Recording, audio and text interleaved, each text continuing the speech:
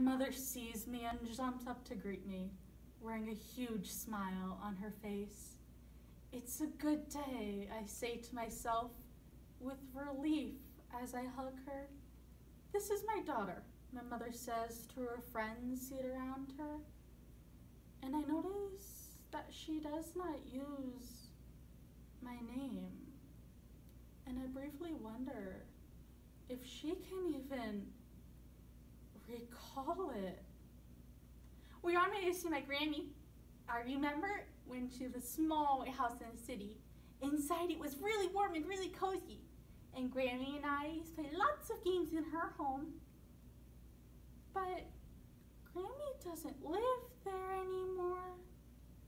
I remember when Grammy had soft gray hair, bright eyes, and a warm smile. When I arrived, I used to run up her front steps and jump right into her arms.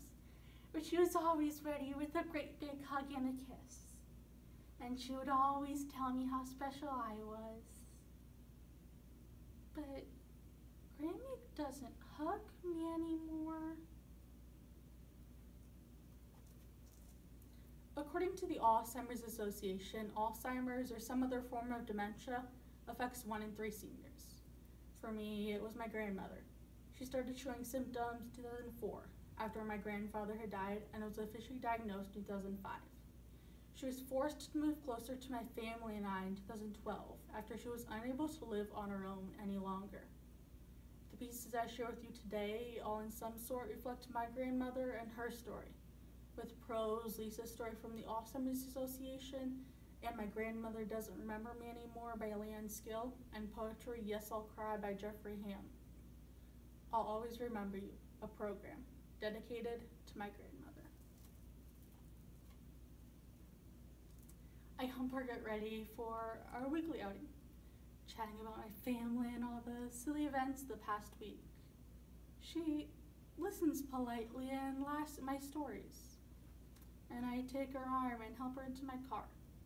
And as we drive to the restaurant for lunch, she asks about my family. Although just minutes ago, I finished telling her everything about them. I remember when Grammy cooked all great big meals, gather on the table and feast on all of Grammy's specialties. She'd always sit at the head of the table looking upon us all and remind us to save room for her special dessert. But Grammy doesn't cook for us anymore. I remember when Grammy would always play her favorite records. We would sing and dance around their living room trying to keep up with Grammy Shoot Polka. Of course, we could never keep up, but we always tried our best. But Grammy doesn't dance for us anymore. On the way back to her place, she asks about my family. And you know what? I decided to tell her all about them and the silly events the past week. Because it doesn't matter the numerous times I've told her these stories before. For her, each time it's a new story, a new memory, a new experience. So I make a mental note to myself to keep on telling her these stories until she no longer asks to hear them. I kiss my mother, and as I look into her eyes to say goodbye, my heart breaks just a little more. I know what this disease will do to her.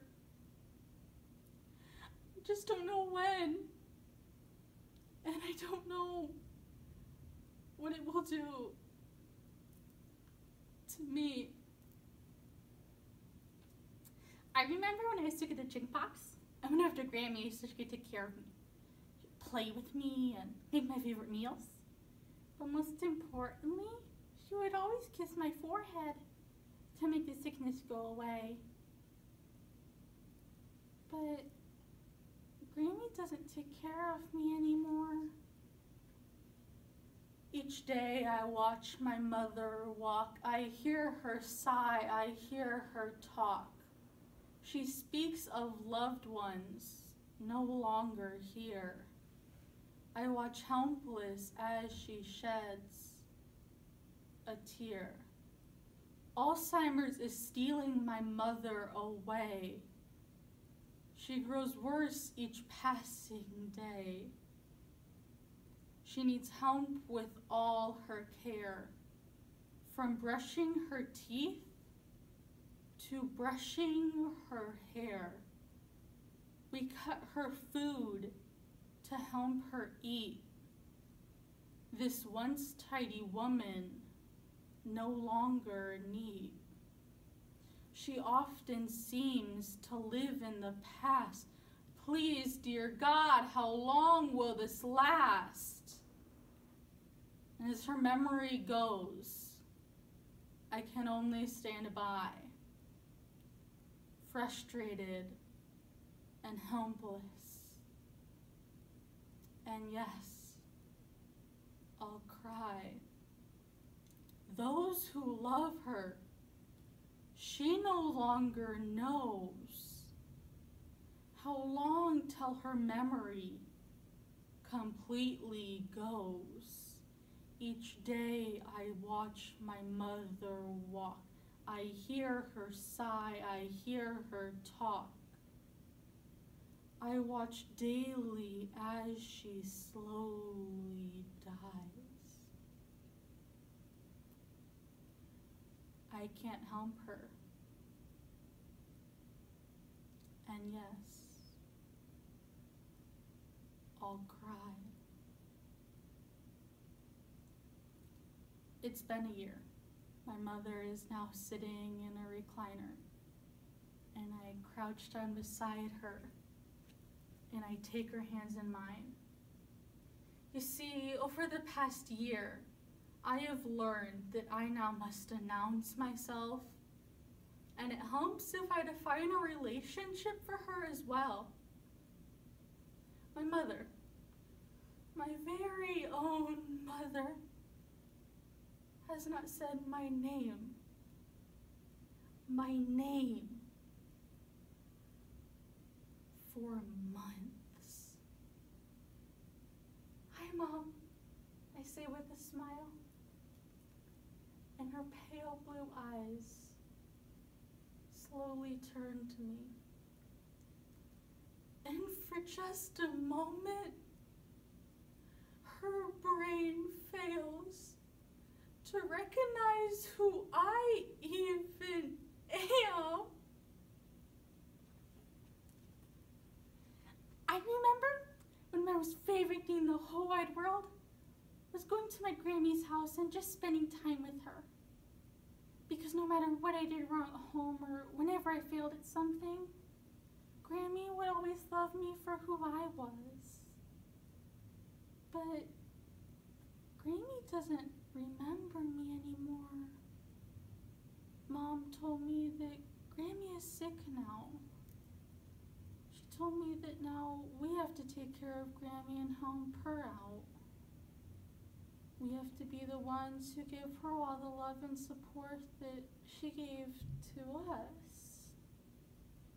Mom said Grammy may not remember things too well right now, but deep down inside, Grammy will always remember me, right?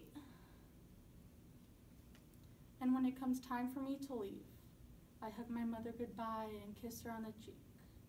I leave her with her friends.